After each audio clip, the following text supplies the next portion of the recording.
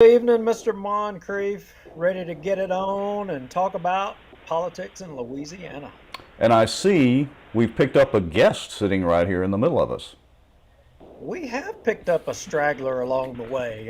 What is that all about? I don't know. We'll have to introduce her or figure out who she is here in just a second. All right, so let's double check. We're going to do our 2 minute countdown, folks.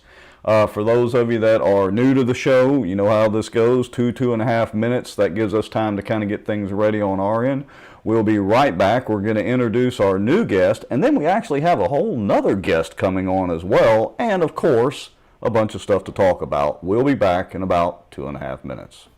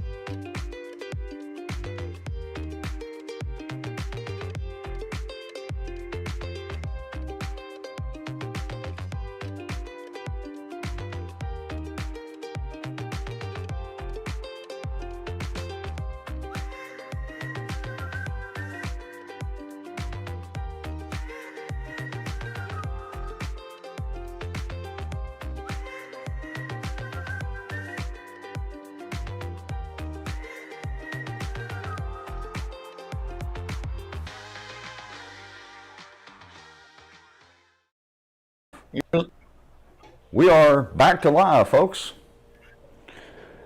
And I Well, sup- you are a little loud tonight there, Rex Moncrief. well, let me crank this thing down. See if that starts sounding a little better right there. That sounds a little Is that better a little already. better? You know, I'm pretty much a loudmouth anyway. I'm wondering, are you trying to make some voices heard north of I-20? Uh, well, yeah, I guess they would be north of I-20, south of 220, and over in the school board building, by the way. But we'll talk a few minutes about that here shortly. Let's introduce our guest who just happened to show up into our live video. Now, I don't know that, Rex, that you and Jamie have ever personally met. I know y'all have had dialogue, on our shows in the past. And, you know, Jamie is a friend. I would argue that she's a friend to the state, and she does her homework. And part of this is her being on the show is a part of an idea kind of that we've had for this part of the show, the Louisiana Watch versus the Bossier Watch thing, right?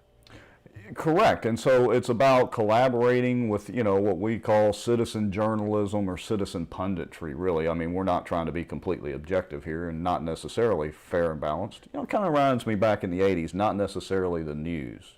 But anyway, I won't get off on that tangent. So anyway, yeah, I mean, I've talked to Jamie before, digitally and all that. We had never met in person, but she seems to be pretty in touch with a lot of stuff. So, Jamie, why don't you kind of introduce yourself and tell us what you do and how you're involved in politics or the stuff happening around the state. Okay, I'm Jamie Pope.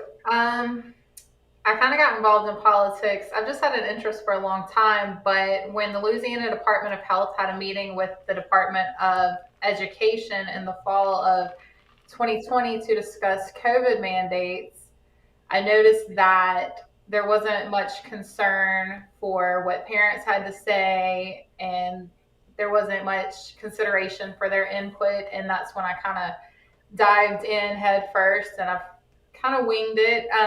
Most of what I do is a lot of research, and I try to bring that to other people, I guess, just to open their eyes. I don't try to tell anyone what to think, but I want them to have a chance to think.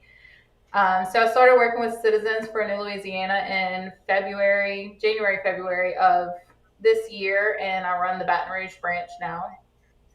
Well, perfect. She said the magic word, winging it, because we do a lot of winging it So, around here on this show. No doubt about that. You know, Rex, it's a funny thing that you say winging it. I watched our 1 year anniversary show, Oh, October the yeah. 6th, and I thought to myself, God, what amateurs we were. I would argue we're still amateurs. We just got the software going a little better to make us look professional. Semi-professional at best. So, oh, and I forgot to mention that too. Yeah, our 1 year anniversary was technically yesterday, October the 6th. That's when we did the first show, the first Bossier Watch, and of course we've expanded it to Louisiana Watch. We're streaming on YouTube now and trying to do all sorts of things. So yeah, I completely Yeah, forgot about that. you know, the interesting thing was that in our first show, we were like watching in live viewers. It was like 8 or 9 people, and we were all excited. It was 8 or 9 people. Well, our last three shows, we've had 270 live viewers, Right. and you know, wow, how far have we come from 8 viewers? And we were excited.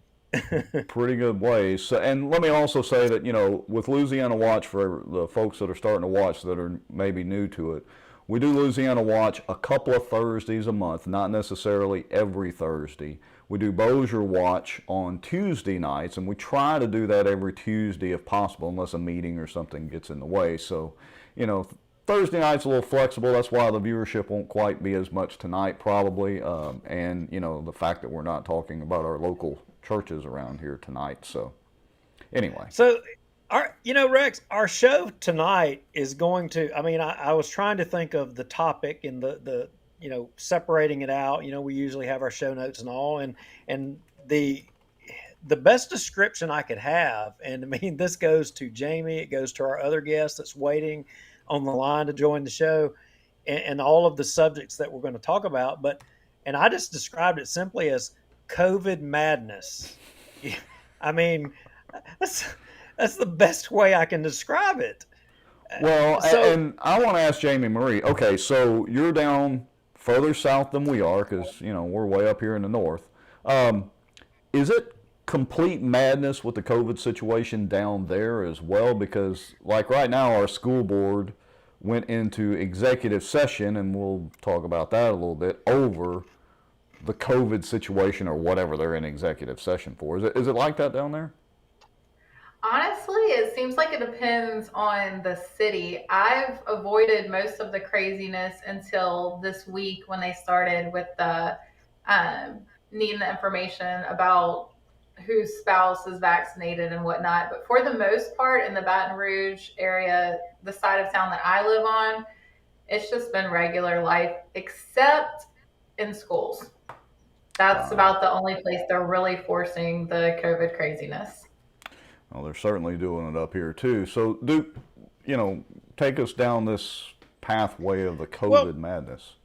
I got to tell y'all, like, so my wife's dad, he's a veteran, and had to take him over to the VA hospital. I mean, and it really just slapped me in the face this past week. So I go to the VA, and of course, we've got the mask bandits over there. They're standing outside to catch you in the parking lot. I mean, it's absolutely nuts. So I've got, my real mask, and we've had this debate in the past about N95 versus the Walmart mask, blah, blah, blah. So I'm wearing my N95 mask, right? And Hmm. I walk up to the front doors, and these ladies are like, stop. You know, I mean, it was aggressive. So they take my temperature, and I'm complying. I'm like, okay, whatever. I know they want you to wear a mask. They're going to take your Right. temperature, check you out. Okay, look, I'm cool. We'll go with that. Right. So then they say, and this is where it went sideways for me. They say, okay, you got to take that mask off. I said, Hmm. do what?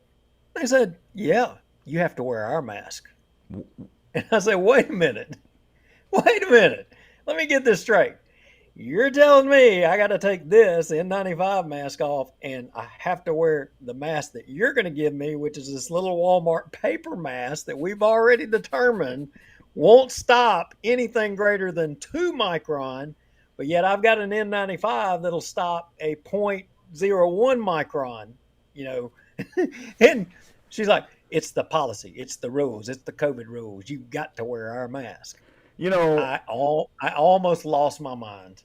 I, I don't know if either one of y'all have ever seen the movie Tremors. And Tremors the original one, had Kevin Bacon in it, Reba McEntire of all people. Anyway, my kids watched it incessantly when they were younger, and so the premise of the movie is there's these great big giant worms that burrow through the ground and they eat people, if you happen to be running along the ground. Anyway, the one of the stars of the show, though, is a character, Burt Gummer. And Burt Gummer has built a bunker and concrete barriers around his house. In the movie, he's married to Reba McEntire's Tyre's character. They've got guns galore, typical anti-government, blah, blah, blah. And so these government agents show up to try to get rid of the worms, and then, of course, one of the government agents promptly gets eaten by the worm. Anyway, the point is, the quote that Burt Gummer made was about the government was, y'all take something that is so simple and do nothing but make it so complicated. So that sounds right up that deal. So Jamie's going to be up tonight watching this dadgum movie that might have been before her time. Saying, what were they talking about? It's actually a pretty good, funny movie for being a silly movie, but it has Kevin Bacon in it, and Reba Yeah. McEntire. So So, anyway, yeah, it was a funny movie anyway. But in addition to that VA drama that I had, so the Cade Brumley, Louisiana Department of Education. There's only been a few people that have really kind of stepped out there, and Jamie, did you see what Cade did this week? I know you did. Yeah. I'm not. I'm not with the popular crowd. I don't think we need to pat people on the back for sort of doing what they should have done a year ago. ooh, nice. You'll fit Well, right that's in right. here. But when somebody does finally step up to the plate and take a little bit of an action, you do have to give some credit where credit was due. And to that point, I would say our legislators that kind of enjoin, and we'll talk about that a little bit in a legal battle with the governor over this stuff.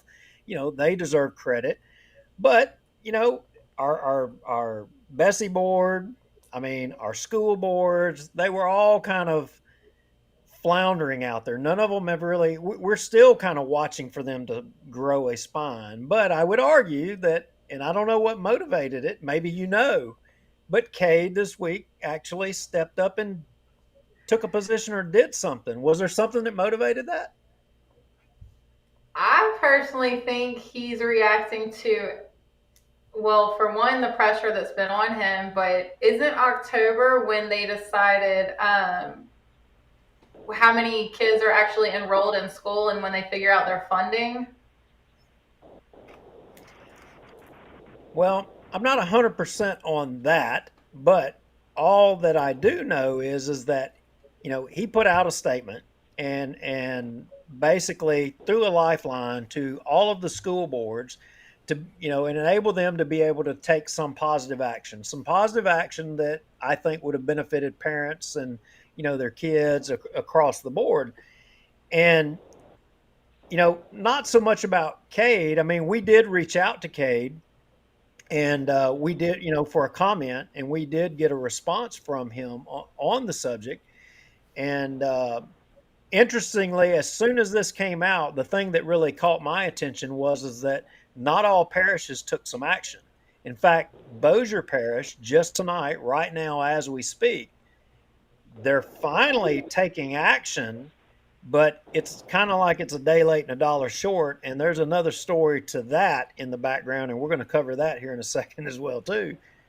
The only parishes, and you may correct me, Jamie, but Livingston and Central called emergency meetings and adopted the plan that Cade put out and took action at that time. They're the only ones that I know of.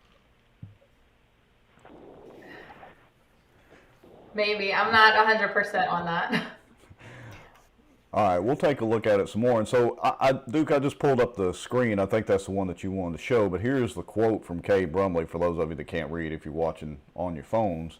He said, "We can quote: We can no longer ignore the unintended academic consequences of our students unnecessarily missing school.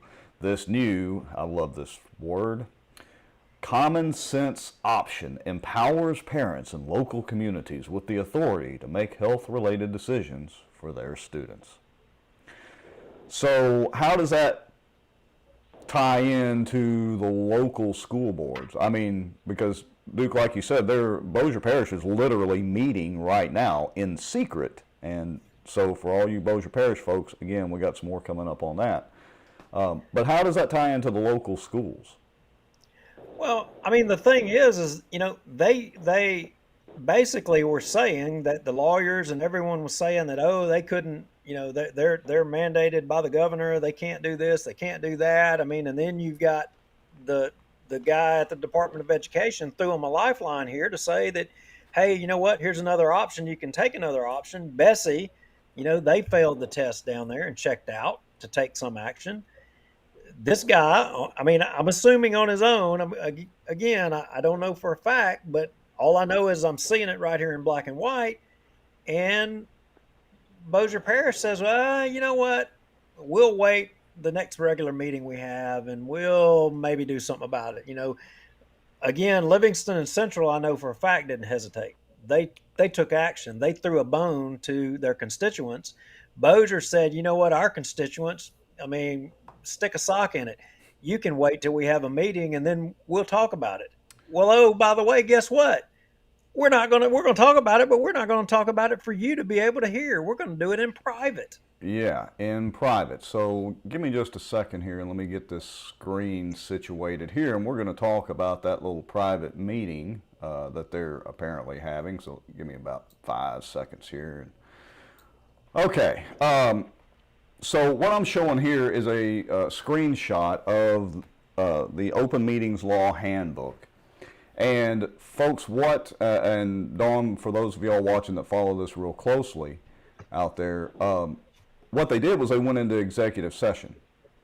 And the problem is my knee-jerk reaction is they went into executive session when they shouldn't have or legally couldn't have. And so I've highlighted here one of the reasons that they can go into executive session. And the only thing that might apply, and that's cases of extraordinary emergency limited to natural disaster, threat being the key phrase here, threat of epidemic, civil disturbances, suppression of insurrections. Maybe there's going to be an insurrection. Maybe that's why they went into executive session. The repelling of invasions, that could be another legit reason around here, or matters of similar magnitude. So, you know what? I think you just found it, Rex. I think they are going under the guise of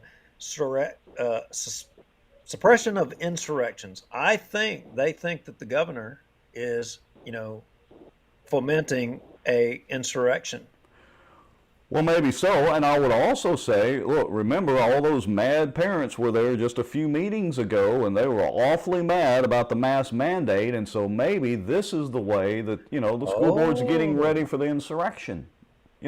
I told some of the school board members, as a matter of fact, I even told my school board member, Adam Bass, hey, why don't y'all just challenge the governor and see if he does show up with the state police to arrest all of y'all? Why don't y'all just actually go down that path and see what legitimately would happen? Ooh, no. That would require a spine, would it not? That would require a pretty good spine. See, that's how we do it up here, Jamie Marie. We're if they're going to try to suppress the insurrection, we're going to try to gin it up a little bit.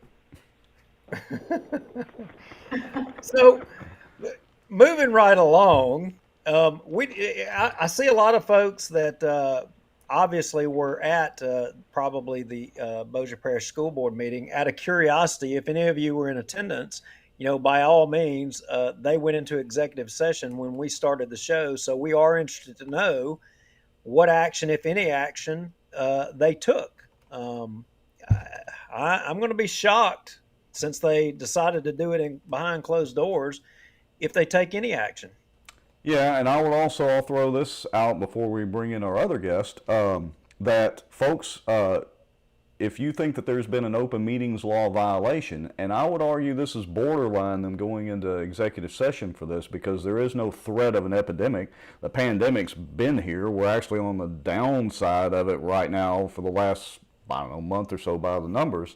So I would argue they really didn't have a good reason to go into executive session, and you can make those complaints to the Attorney General's office. We'll be posting the how-to of that on our Bossier Watch and Louisiana Watch pages some point after the show's over. And hey, send your complaint in. It's your legal right to do that. All right, Duke. What's next? Well, now the next guest coming on, Jamie Marie, this is a friend of Jamie's and she is acquainted with. So I'll let her do the introductions and roll with it. All right. Pressure. Pressure's on now. It's Freeman. live.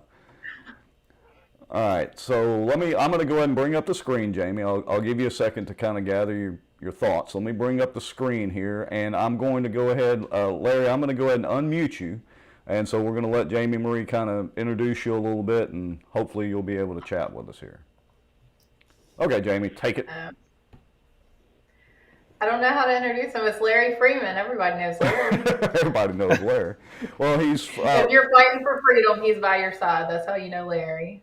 Well, that's a good intro. Larry, are you there, and can you hear us? Yeah, yes, I can. Thank you. Okay, great. And folks who are commenting, this is the first time we've done a phone call-in guest. So let us know in the comments and make sure that you can hear Larry just fine as he's speaking. All right, Larry. So go ahead and, kind of finish the introduction there and let us know, who you are, where you are, and all that sort of good stuff. Well, first of all, thank you all for having me on today. I really appreciate it, and I'm glad to be here. I'm State Representative Larry Frieman. I represent District 74, which encompasses the parts of St. Tammany Parish, Washington Parish, and Tangipahoa Parish. Pretty much the most rural areas of those three parishes. My only real town or city, I don't even call it a city, it's a town, is Abita Springs. Everything else is pretty much rural, and it's quite a large geographic district running over those three parishes. Boy, now wait a minute. Abita Springs, you know what the first thing that pops in my mind when I hear Abita Springs is? Maybe you don't know, but I will say it's wet I bet and it's cold. Abita beer. Yeah, you better believe it, brother. Yeah, we're proud of the Abita Brewery down here. It's a great little brewery. Yeah, it's turned into a quintessential Louisiana thing because I've traveled across the country working in the oil field in a lot of different places, and I have seen Abita across the country, and it puts a little smile on my face to know that, that's a Louisiana thing, seeing it up in Colorado, Wyoming, some different places, So Larry, we had you come on because, a lot of folks are following. A lot of folks have had all they can take with, as I described it at the start of the show, the COVID madness. And, the legislature tried to take some action early on, and I think you ended up getting into some legal maneuvering. And maybe you can tell us your background a little bit. I asked a mutual friend, kind of who would be a great legislator to talk about this thing, and they recommended you.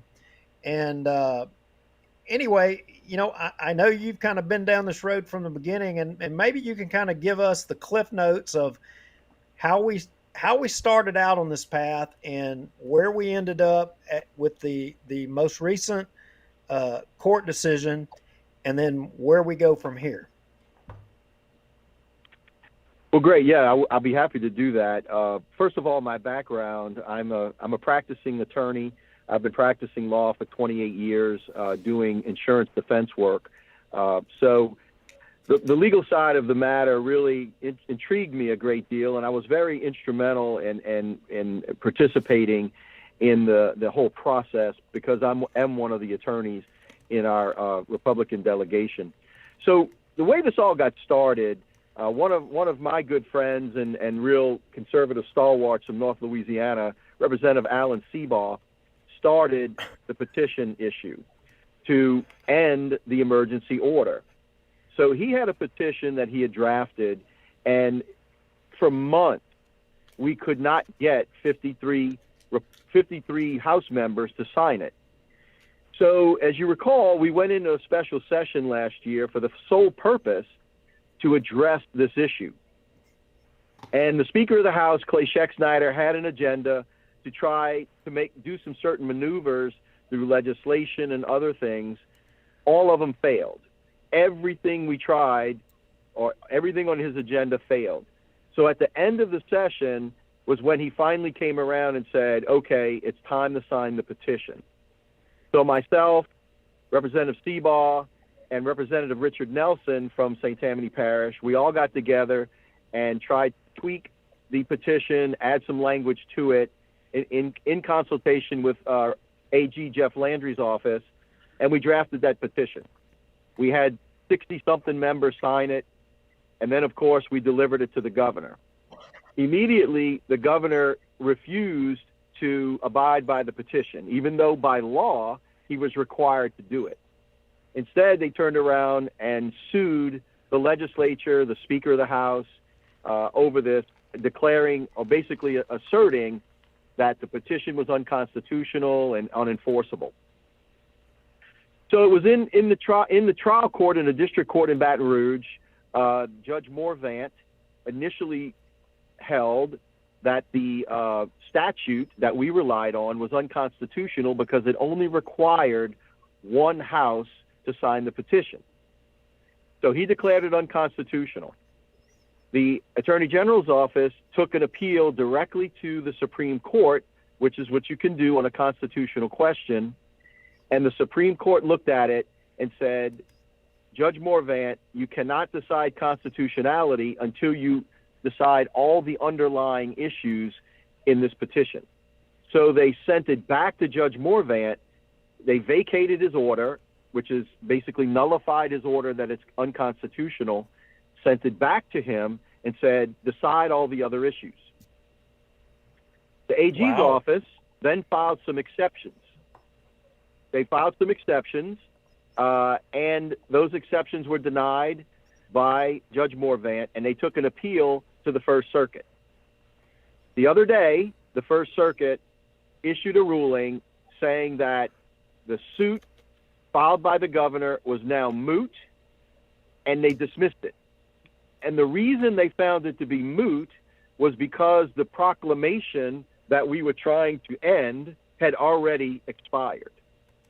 Now, let me just say this, as a lawyer speaking, I disagree with the First Circuit's opinion because the petition said that the governor could not issue another emergency order for 7 days, and that 7 days began to run when he rescinded the order. So he's never rescinded the order. So the 7 days has never begun to run. So therefore, I believe that every subsequent order that he's ever issued is invalid. Now, of course, the First Circuit doesn't agree with me, but that's my legal opinion. Wow.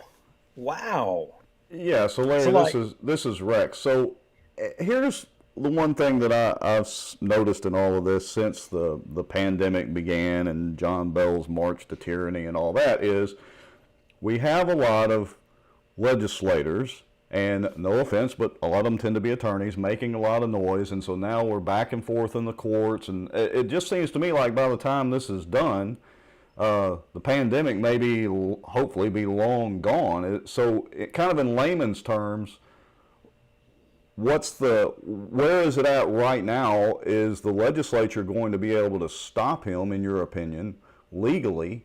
And where do we go from here? How do we go forward? Well, I really believe that the dismissal of this suit by the First Circuit is actually a blessing in disguise, because I think it actually now clears a pathway for the legislature to enact and file a new petition. And because we had problems with the first petition, and as you know, you could run into issues and unintended consequences when you draft a petition like that. So we've learned from our mistakes.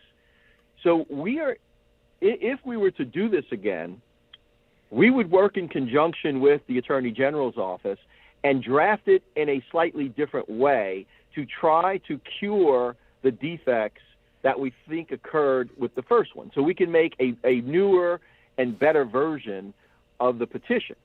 Now, the problem with that is we need Speaker Schexnayder to agree to get on board to basically move forward. And as of right now, he is not in agreement with moving forward with a new petition. Because in order to have a new petition, we have to have a consultation with the Louisiana Department of Health. And I don't know if y'all know this or not, but on Monday of this week, I, along with 13 of my colleagues, signed a letter to the Speaker asking him to amend the agenda of the Health and Welfare Committee that's meeting tomorrow and add the LDH into that so we can have our consultation. We could have killed two birds with one stone. There's already a Health and Welfare Committee set for tomorrow. All he had to do was amend the agenda and add that as an agenda item, and we could have fulfilled that obligation under the statute. But he did not do it. He won't do it. So we still have to have a consultation before we could ever draft and file a petition. Okay, so we've got a pretty good question that came in via the comments, so I'll read it out because I know obviously you can't see it. And maybe this is Rex again, get your opinion on this. So Brandy McCarthy says in our comments, what COVID case numbers does Louisiana have to reach before there's no more emergency? Is there any legal basis for that, or as legislators, have y'all discussed, well, what if we hit this level of COVID case numbers, does all this go away anyway? Is there any thoughts on that, Larry? Rex, that's a very good question, and unfortunately, the statute does not provide any guidance on that issue.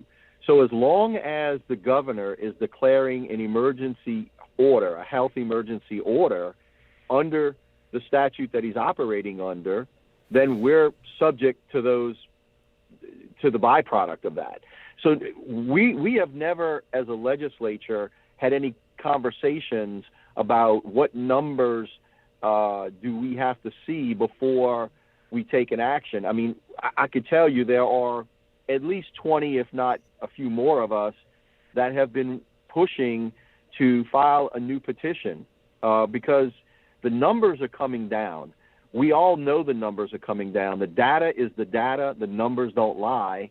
They are coming down. There's no reason for our school children to continue to be wearing masks in school. And I can tell you, that is my biggest concern. As adults, and I think you guys were talking about it earlier, most adults pretty much have made a decision they're not following the mandate. But unfortunately, our school children, our kids, have to wear these masks in school, and it is causing physical and mental issues. It's just a burden upon these kids, and I just think it needs to stop. The numbers don't require this mask mandate, especially in the school systems, and I'd like to see that end. Larry, this is kind of getting off of it just a little bit, but I'm confident that has the conservative caucus took a position kind of on this yet or not, or? Well, no, the let me just give you a little quick background on the Conservative Caucus. The Conservative Caucus was formed with three major issues that we stand behind. One is conservative fiscal responsibility, pro-life, and pro-Second Amendment.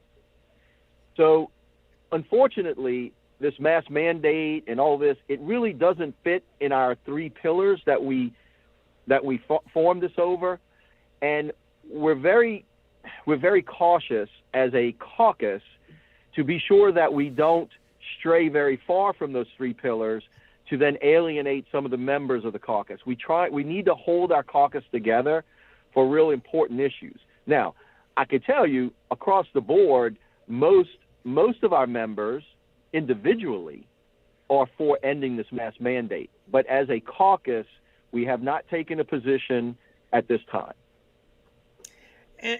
And a follow up on that, I don't, I don't want to put you in a position or what have you, but after the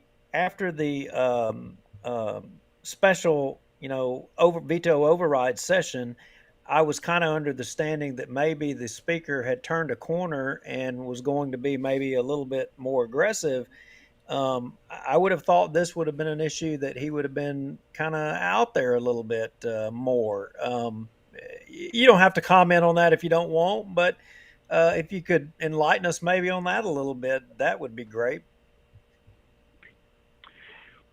Well, the speaker has said to a number of my colleagues that he was not going to take any more action on a petition as long as and until the court case has been resolved. Now the court case is resolved.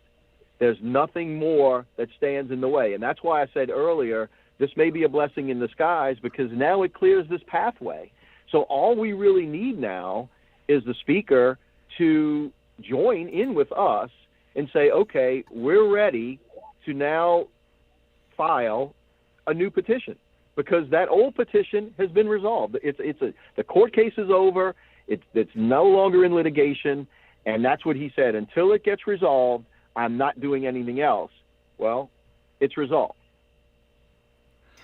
So Gotcha. it took him 1 day last time. When it was convenient for him, it took him 1 day to get all of the signatures. So is he not willing at all, or is he just playing politics right now? Jamie, and it's good to talk to you again. You're right. It took him 1 day to get the signatures. We had about 42 to 45 signatures, and in 1 day he got us over the hump because there's, obviously the speaker carries a big stick, and a lot of people follow him sometimes blindly, but for that matter. But the point I'm making is, and you're right, the speaker really holds the cards. He holds the key. We, as the Conservative Caucus, or we as individual conservative members, cannot get to 53 required signatures. We need the speaker. If we get the speaker, we get the petition. No question about it. He will deliver a minimum of 53 and probably more in the 60s.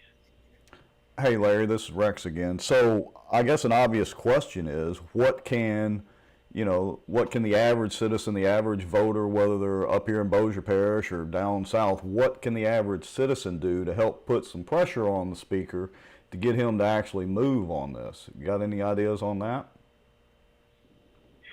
Yes, sir, I do. And I was told, not directly by the speaker, but I was told by some colleagues who have spoken to the speaker, that the speaker has told them that he has not been getting many calls or any calls concerning the mass mandate. So he's not hearing from the people that the people want this mass mandate to be ended. So I think the best thing for your listeners and everyone you can reach out to is just call your legislator, your representative, call the speaker at his office and email the speaker and let the speaker know that you want us to file a new petition. Because like I said, he has told others that he does not get many calls about the mass mandate, so we need to reverse that trend. So if he's saying he's not getting calls and emails, then he needs to update his information because I promise people have been using it a lot. Well, Jamie, Hey, I understand that. I mean, I'm not going to judge whether or not whatever he's saying is truthful. That's not for me to say. I'm just saying what I was told that he had said, and I would like to be sure, and I think you probably have been ensuring that he is getting a number of calls and emails. Yeah, and I just want to address, we had a question in the comments, what's the speaker's phone number and how to contact him. Michael Ferris, we will post that information on our Facebook page after the show's over so that everybody has an easy way to know how to contact the speaker and let him know how you think. hey, Larry, we did have another good question, and it kind of goes back to the legal description that you gave of the situation, which was a very well articulated description for a layperson. Um, Toby Thibodeau asks, have we found a senator to write the new petition? I think you had said that one of the flaws perhaps was that it was pointed out that maybe one side of the legislature can't kind of do it on its own. Maybe you need both, and I think that may be where she was heading with that question.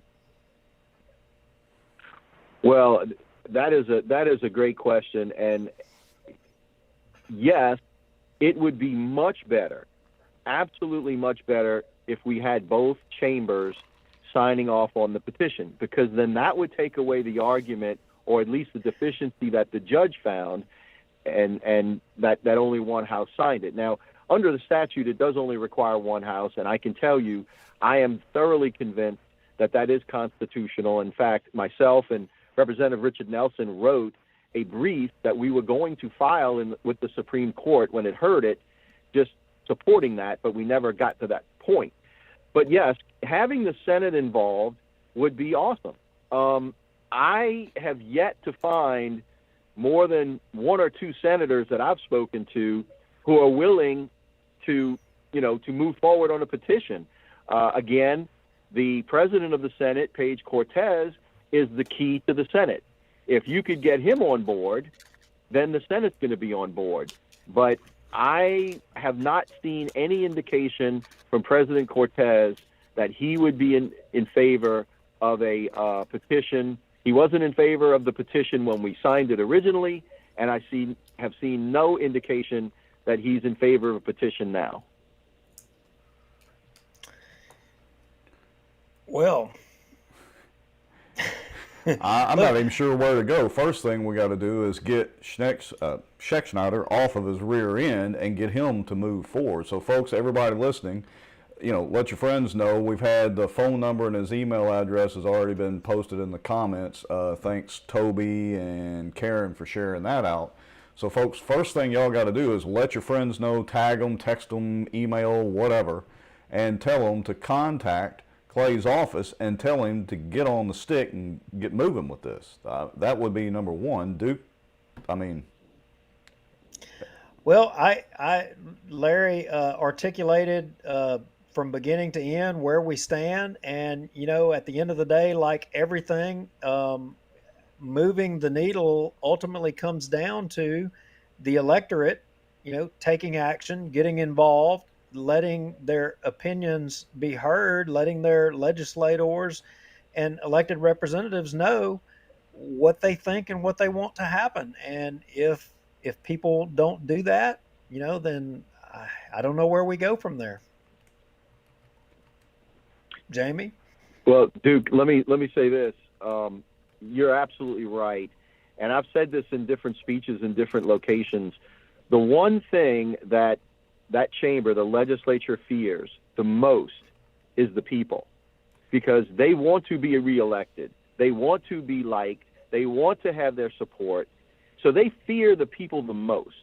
And if you can mobilize the people to get after their representatives, their senators, that's really where change can happen at the grassroots level. Now, it doesn't happen overnight, and it can get frustrating, but I could tell you they fear the people the most, because the people are the ones who elected them, and the people are the ones who can unelect them. Amen, brother. You got that right. You got that right. Okay. Well, Larry, we appreciate your time. We know you're on the road. We're grateful that you took the time to kind of articulate and break the situation down, and we're going to do what we can to motivate people to try to help you guys out and getting something done because you can't do it on your own. Well, and I really appreciate you coming on here and talking with y'all. And anytime you have any questions or want me back, I'm more than happy to do it because I'm pretty much an open book. I'm going to tell you like it is and how I see it. And I don't really pull back too many punches. So I'm happy to talk with you guys anytime. Have a good evening, Larry. We appreciate it. Be safe in your travels. Bye-bye. All right, bye-bye. Bye-bye. Well, that guy, that's the first time I've actually talked to Larry, Representative Larry, and I got to tell you, I was impressed with him. Jamie, you've known him. Always. You were right. He is pretty straightforward, and I would just like to say two things. One, from a technical perspective, I think that went pretty well, actually, for our first time. And number two, yeah, you're right, Duke, and Jamie, that was spot on for a recommendation. He seems like he's the real deal. He doesn't pull any punches and tells it like it is. That's kind of refreshing. I only found one flaw. Did y'all hear it? I think Jamie heard it. He mispronounced Seabiscuit's last name? He did. He did not know how to say Seabiscuit. He got it wrong. For some reason, he thinks his name is something else. It's hard for me to remember Alan's first name now because I'm so used to him being referred to by you and by us as Seabiscuit. But anyway, yes. So hopefully they'll get something moving. Folks, we also got another message in that says that when you're reaching out to the speaker, you need to let him know about opposition to the vaccine mandate, if that's your stance. In other words, while you're burning up the pixels on social media and email and burning up the phone lines, really give it to them. Let them know exactly what you think. So, Jamie, you and I were talking, and there was another issue that happened, down in South Louisiana around Abbeville that's kind of seems like it's all the rage down there right now. And it kind of shocked me just a little bit as well, too, because I wondered, man, if I have my meeting up here at the deer camp, I mean, am I fixing to get plastered all over social media and the internet next week? I mean, dadgum. So tell us what happened down there. So this week, the Louisiana Department of Health made a post on social media about an outbreak at a wedding. I think it was the next day they went further and gave the address for the wedding venue and the date of the wedding, which anybody who spends 5 minutes on the internet should be able to figure out whose wedding it was, which is definitely an identifying information, I would think. So essentially, it's like the government's doxing people now. The problem is, according to the HIPAA Journal, this violates their social media rules because one of their rules states specifically it is a violation to post information that could allow an individual to be identified. So I wrote a piece on it. I looked into it a little bit, and it seems that could be a federal law violation, and I think people should report it. I didn't dig in and find out who it was that they were doxing, but I think it's a pretty big deal, and I think citizens need to step up and hold them accountable for this. Yeah, while everybody's burning up the phone lines and pushing pixels around to the Speaker of the House, they may as well reach out to the rest of our government and light them up on social media too. So, all right, refresh my memory because I didn't really catch this in the news and I was looking at some of the chat. So they decided to publicize the location and all that of this wedding because they were trying to say it was a super spreader event? Is that basically it? Well, they said there was an sorry. No, you're fine. An outbreak, but I don't know what that means with Louisiana Department of Health. Okay, that's crazy. So we need to do we have that in the notes anywhere, or Yeah, Jamie Marie? Did y'all post it cut on the seven. citizens? Yeah, cut seven is actually what they posted up there for everybody to see. I mean, this could be you next weekend. I mean, good gracious, what if you're at the Benton football game, or you're at the Abbeville High football game, or Baton Rouge, or Central, or wherever? I mean, this could be you next.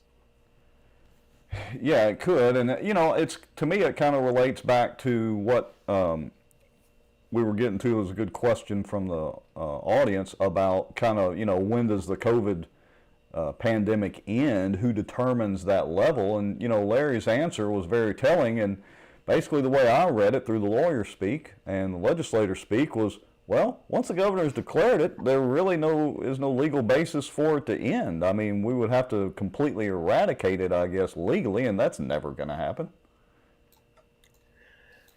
Yeah, I don't see. I mean, some I hate to say legislators, politicians, because it's not just legislators, but politicians are not going to let this go. We're going to continue to have this until we all stand up, put our foot down, and demand a change. And you know, some elected officials going to have courage. That's why the little bit of credit that I gave to Cade Brumley, I know Jamie was rolling her eyes at me, but he did move in a direction. I mean, good gracious, that's a little bit of movement. We would like more, but let's encourage that movement is what I'm trying to say, because we've had so little of it. Duke, you're being so nice tonight. Let me rephrase what you just said, but do it in my snide, snarky manner, because that's about the nicest you could possibly be to a legislature that is literally waiting on the next coming of Jesus Christ to actually do something. Now, let's not mix First Bossier and politics, okay? Just stop it right now, Rick. He's going to sit up there and wait with Brad. Anyway, I'm sorry. Good gracious. We're going to have Mike Johnson calling in before this is said and done. Dang it. I digress. All right, so are we going to go further down the HIPAA rabbit hole, or what's next? I do want to update here. So let's see. We had an update. Kara, being of course your wife there, Duke, said they haven't said anything yet. Oh wait, they're just on a freaking break. So she must still be at the Bossier Parish School Board meeting. They are waiting for us to end our show. That's what I put in the comments. They've got to be. So, they are actually waiting on us to finish our show. Wow. Let's see. Let me copy this link and see if I can get this going. Okay, so go ahead and ramble on for a minute and fill in time while I'm trying to pull up a link.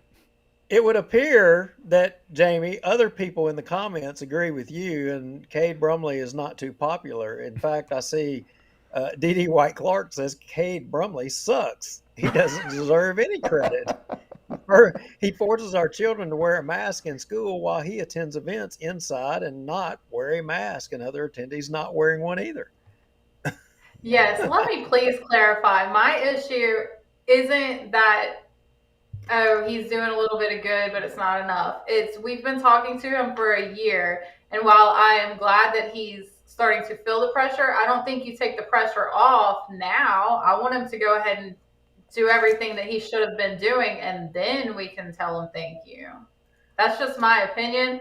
It's definitely not the opinion of most of the people I'm friendly with. So, but I don't think that you just take off all the pressure just because he did that one thing, because our kids are still being masked, and he still has a lot of decisions he needs to make about some pretty important things. I don't know if this is accurate or not, but Dawn Thomas posted they're following Bessie. I don't know if she is posting that in regards to what the Bossier Parish School Board decided in their meeting. Kathy Edmonston asked, are there a lot of people at the Bossier Parish School Board meeting? I mean, we did have a photo of the meeting earlier, and there was quite a bit of attendance. I don't know what the attendance is as of now, but it looked like it was a room full, standing room only, earlier. Well, since Kara appears to still be there. Kara, if you happen to be watching the show at the moment, kind of maybe give us a little comment feedback and let us know, is the room still full? Is it, people starting to get tired and actually leave? Who's going to win that battle? And I just shared on the screen the Louisiana Department of Health, thanks for the link there, Jamie Marie, on the confirming the outbreak at a recent wedding along with the address, which I guess I'm contributing to the problem by actually showing the address now, but whatever, it's already out there. So folks, this is exactly what we were talking about right here. Is it going to take just basically us having, another governor and somebody that's a leader on this issue that takes a stand, to end the craziness? I mean, good grief. I mean, when does this stop? Well, honestly, I don't really know. And give me a second. I'm trying to pull up this picture too of the school board meeting.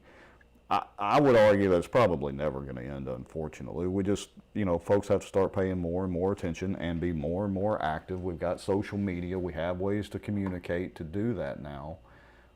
We got folks like us, Jamie Marie, Citizens for New Louisiana, Bossier now. I mean, everybody's starting to get in on the game now and starting to pay attention to what's going on. And I think that's going to be the deciding thing. We have to take it back. Jamie, are the people in Abbeville, are they wound up about this? I mean, I would think that area is probably more engaged than anywhere.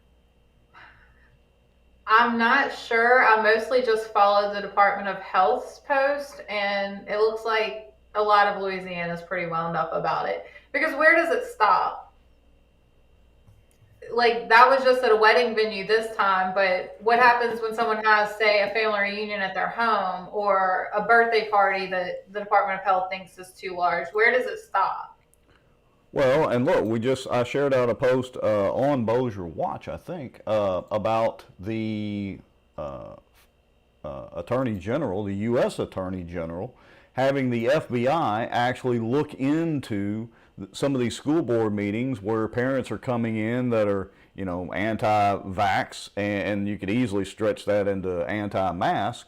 And now you've got the FBI apparently being pushed into this. This is getting nuts just for people speaking out. So we've got to continue to publicize this. Folks, I'll tell you one thing you do is we all have smartphones now. They all have cameras. They all have the ability to take video and get on social media. And I can't encourage people enough. When you go to some of these meetings, shoot video. Just hit record. At least get the audio, because you won't believe what a difference that makes. These politicians that do this stuff and don't generally listen to their constituents, they don't like to be shown on social media. They don't, or called out. So, and some of them like to be quoted. And Kathy Edmonston has a great quote right here. She says, "Tell your viewers we don't have time to wait till the governor goes out of office." And she's right. We don't. People need to get involved. They need to take action on this right now. I mean, come on, guys. Everybody out there. We go to Walmart. We go to Brookshire's. We go to all these different stores, convenience stores, and shopping and getting gas and all. We're not wearing freaking masks. How come we haven't all died now? Do we not realize that COVID can float around on a molecule of dust floating through the air? Do you really think all these stinking masks are going to stop it? No, they're not going to stop it. I mean, I would argue, look, I'm no microbiologist. You got me on a rant here, but I'm going to go. I'm no microbiologist, but I would argue that probably the majority of all of us have already been exposed, and all this crap about these variances and all this stuff. You know what? If you let yourself get the natural immunity, you wouldn't even have to be worrying about that stuff, and this is going to sound wrong, but I'm going to say it. If you believe in the good Lord, you ain't going to worry about that crap, because if he calls you, it's your freaking time. You know what? And you go. Hey, it is a very valid point. Look, the fact is, a certain percentage of people are going to die. This has been going on since the beginning of the planet. It will continue on until the end of the planet as we know it. And you're right, Duke. If you're right with God, then it doesn't really matter anyway. You know, I could walk out of here and get struck by lightning or run over by a Zamboni. You never know. I'm not going to let these muzzles dictate my life, and I'm not going to let, pardon my French, these batshit crazy liberals dictate how I'm going to live. I'm not going to do it. Screw y'all. Okay? Screw you. You can wear your damn mask. I don't care, but you're not going to make me wear my mask. Have a nice day. Well, all right. So with that, I guess, you know, we'll go ahead and kind of wrap it up. I guess we'll have to either go back to watching the school board meeting or get your beautiful wife to give us a report when she finally makes it back home if they actually do have the rest of the meeting. Knowing her, if they come back with some crazy stuff, I'm going to Benton to bail her out, probably. But we'll put together some bail money real quick. There's worse things that could happen in life, I guess. All right, well, let's start wrapping it up with this, folks. Y'all kind of know the drill, but for those of you that are new, and we appreciate all of y'all watching tonight. Again, this is Thursday, kind of our off night, so to speak, Louisiana Watch night. If you have information that you want to share to us, you can send it to, we've got a new Proton Mail address for Louisiana Watch. You can send it to lawatch@protonmail.com. Just go make you your own free Proton Mail account. Don't put any identifying information in there. And then email us, and we'll get it anonymously, and, you know, no way that anybody can know the source of it. Also, if you have large files you want to send to us, for now, you can go over to the Bossier Watch website. Go to bossierwatch.org/send, and I've got a button there that says send to. And you can upload, we've had people upload us huge PDF files, audio files, video, etc. Feel free to go share that out. We do take a look at all of that, and if it is something interesting, we'll start digging into it, and then eventually at some point talk to y'all about it. We got a commenter in here. Ryan Pope says, "Who's that good-looking lady?" And yes, I would certainly like to thank Jamie Marie Pope for being on this evening. Because that way it kind of shields one side from the gray hair over here and the other side from the bald head with the cap on over there. Kind of balances us out a little bit. So, hey, now we would be remiss if we didn't talk about next week, because boy, we got a hot topic on Tuesday. Yeah, so why don't you kind of tease out just a little snippet of what we're going to discuss for everybody? Well, obviously, the Bossier Parish School Board is dying for our attention. I mean, they're dying so much so that they're, skirting or wait a minute. Okay, let me back up. Not skirting. They are running up on the edge of the open meeting laws, just begging they want to be on our show. So I think we'll give them the honors of talking about them next week. But even before them, we're going to have to walk down the Bossier City Police Department lane and, I think somebody might have wrecked the Zamboni. Wait a minute, might have, bonds and the LCDA and money and, you know what, we don't shop things. Shopping trips to New York? New York City? New York City? Who likes to go shopping in New York City? Well, I wonder. Let's see. I wonder if he went. Oh, I didn't. Did I say he? Well, it could be. You said he. You did say he. But there's no females on the city council anyway, so that still leaves. Oh, I said city council. Dang, I'm narrowing it down. Who shops for a Zamboni in Louisiana? Okay, you just don't do that. Maybe this person was going up there to. Maybe this person had been in South Louisiana, or let's say the middle of Louisiana, for whatever reason, and decided to go shopping for some Pace's pecani sauce while he was looking for a new Zamboni. I just did not know Zambonis were traded on the stock exchange or something. I had no idea. I didn't even know they manufactured them there. Who knew? I'm going to play the Zamboni video again next week. We haven't played it in a couple of weeks, so I'm just itching to pull the trigger.